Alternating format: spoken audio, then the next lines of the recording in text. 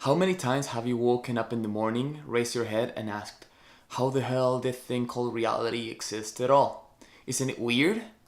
Schelling, a famous German philosopher, asked the same exact question, but in a more articulate way. Why is there something rather than nothing? What a strange occurrence. There could have been billions of scenarios in which nothing exists at all. Fortunately, that's not the case.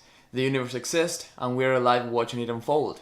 But still, we have no clue about why it exists and how it came into existence.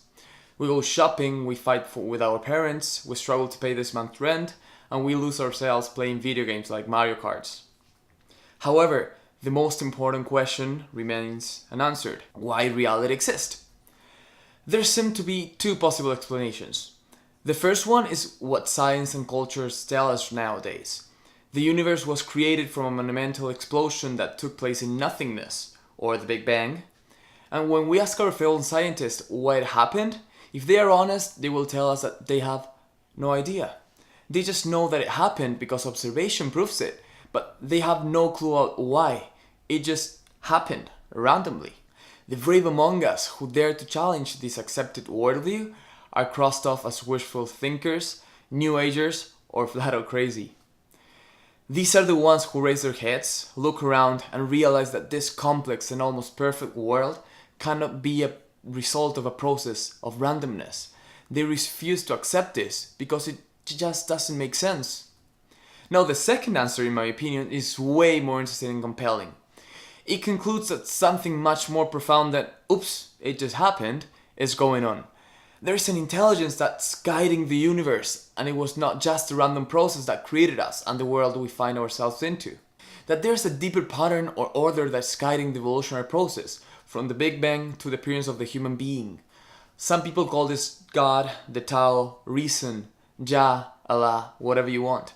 Although there might be some differences between them, all agree on this, that the universe is something entirely different from an oops. It just happened. In the beginning, there was precisely nothingness. No space, no time, no matter, nothing at all.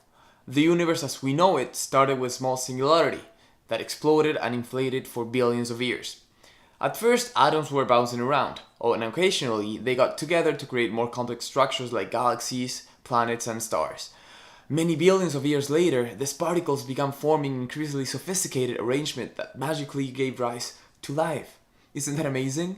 And not only that, but with enough time, these organisms developed the capacity to think, to create, and interact with each other through language and mind.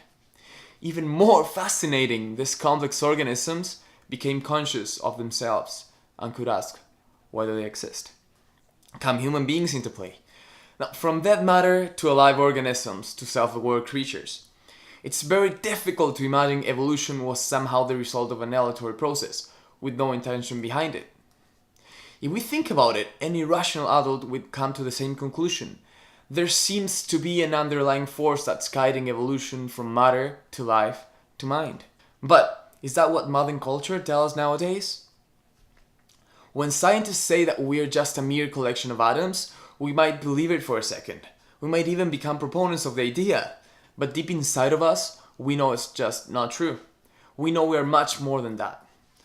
Our intuition tells us that the universe is not that simple, it's not that stupid, and there's something other than randomness going on. A new paradigm, a new way of understanding evolution and the universe needs to take place. Ervin Laszlo, a modern Hungarian philosopher, says, quote, "A new system, scientific in origin and philosophic in depth and scope, is now on the rise. It encompasses the great realms of the material universe, of the world of the living, and the world of history. The old adage, everything is connected to everything else, describes as a true state of affairs. The result achieved by the evolutionary sciences furnished adequate proof that the physical, the biological, and the social realms in which evolution unfolds are by no means disconnected. At the very least, one kind of evolution prepares the ground for the next.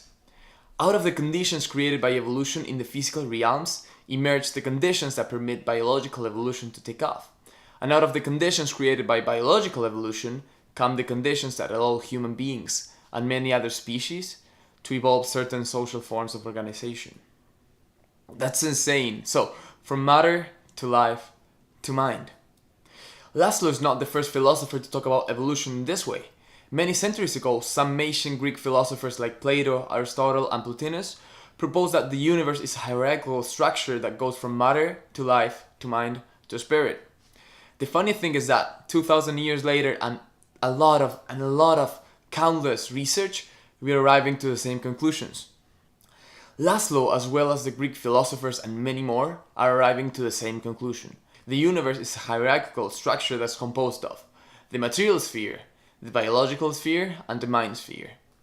These spheres are not isolated from one another, they are interwoven and complexly interrelated.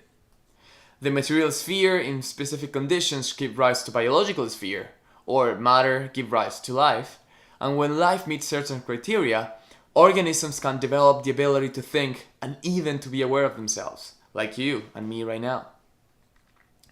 And even though we now better understand how reality is structured and that it was not just randomly occurring, there are some couple of questions that still remain unanswered. What is reality made of? What is the purpose of the universe unfolding the way it does? And which are the rules that govern how the system is unfolding? Let's tackle the first question. What is reality's building block? Is it matter? Materialism says that reality is made of atoms. Okay, subatomic particles. Okay, strings. What all of these have in common is that they are dead and inert. They are stupid. They don't show a sign of intelligence, awareness, or what we call life. Materialism, although very, very, very compelling, still cannot answer fundamental questions about reality, like how can life emerge out of matter? How can mind originate from neurons and its biochemical connections? Or how can complex arrangement of atoms, us, be aware of themselves? How can subjective perception arise from purely physical processes? So each question here can be addressed in a whole different video, but you get the point. These questions seem impossible to explain, and some may argue that if we give science enough time to do its research, answers will be discovered. I mean, before we thought that the Earth was the center of the universe, and now we know that that's not true. Enough discoveries and enough research show that it was the other way around. But after careful thought, however, it becomes clear that dead matter, whether it's atoms, subatomic particles, or quarks, cannot and will never give rise to life, mind, and awareness. These are aspects of the universe, or of reality, that cannot be reduced or deduced from its components. To say that reality is made out of matter is to assume that all the properties, life, intelligence, awareness, mind, that we observe in a more complex structure like life or human beings are just a result of arranging matter in a complex way. Look at this thought experiment. If we have a bunch of plastic, dead, boring, stupid Legos, and I arrange them in a very complex way, they may look amazing. They may also construct pirate ships, cities, or sport cars. But to think that if I build structures complex enough, intelligence or life or awareness will appear is simply stupid.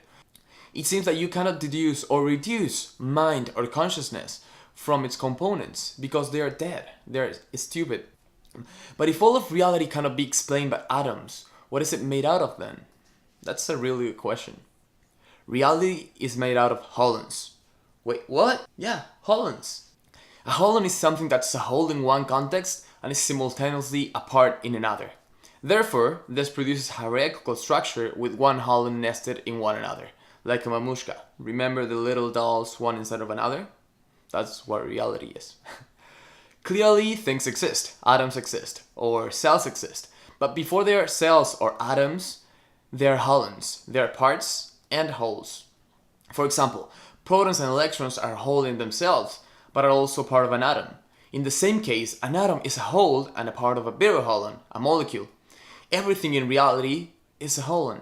Everything in reality is a whole and simultaneously a part. So, if holons produce a hierarchical structure with some of them in the lower levels and some of them in the higher levels, how does this structure look like? Let's give it a try. First, we discovered that the smallest thing we can find is quarks.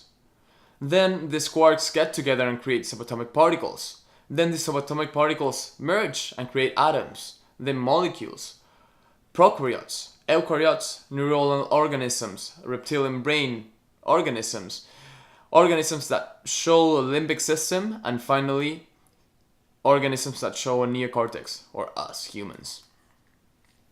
See, each holon transcends and includes its predecessors, and each one of them is built upon and thanks to the foundations of the holon preceding it. We cannot have cells before atoms are created. Eukaryote cells couldn't possibly exist without the foundation given by prokaryote cells. Humans would not have been able to exist without the development of the structure that composed a reptile or a mammal. We possess a reptilian brain, a limbic brain, and a neocortex, each brain built based on the brain before it. The universe is a vast hierarchy in which each level is necessary for the construction and development of the next one. To say that reality is made out of atoms is just as wrong as saying that it's made out of mind or occurrence.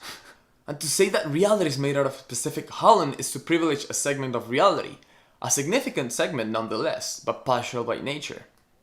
The Large Hadron Collider is the world's largest and most powerful particle collider and the most complex experimental facility ever built and the largest single machine in the world. It was built between 1988 to 2008 in collaboration with 10,000 scientists and hundreds of universities and laboratories, as well as more than 100 countries. It lies in a tunnel 27 kilometers in circumference and as deep as 170 meters beneath. That's insane. But by running countless experiments and colliding subatomic particles against each other, scientists soon realized that those same subatomic particles, which were thought that are the building blocks of reality, were composed by quarks. What do you think is going to happen if they find a way to collide quarks? They will find smaller and smaller particles. Western culture is still permeated by the ancient Greeks' conceptions of reality. For them, an atom was an hypothetical and indivisible body, the building blocks of the universe, the indivisible particle. A is for not and atom is for cutting. Atom, that which cannot be cut or divided. We're still trying to find the atom, the elemental particle, the smallest link in the chain, that which cannot be cut or divided. We are trying to find reality's smallest building blocks, but this is futile. Reality is made out of holons, all the way down and all the way up. To see this in real life, let's listen to a story. After a lecture on cosmology and the structure of the solar system, a cosmologist was approached by a little old lady. She said, "Your theory that the sun is the center of the solar system and the earth is a ball which rotates around it has a very convincing ring, but it's wrong. I've got a better theory," said the little old lady. "And what is that, madame?" inquired the cosmologist. "That we live in an earth which is on back of a giant turtle. People spend hours on end observing the universe. Galileo was convicted by the church for saying that the earth was not the center of the universe, and this crazy old lady comes with a crazy theory.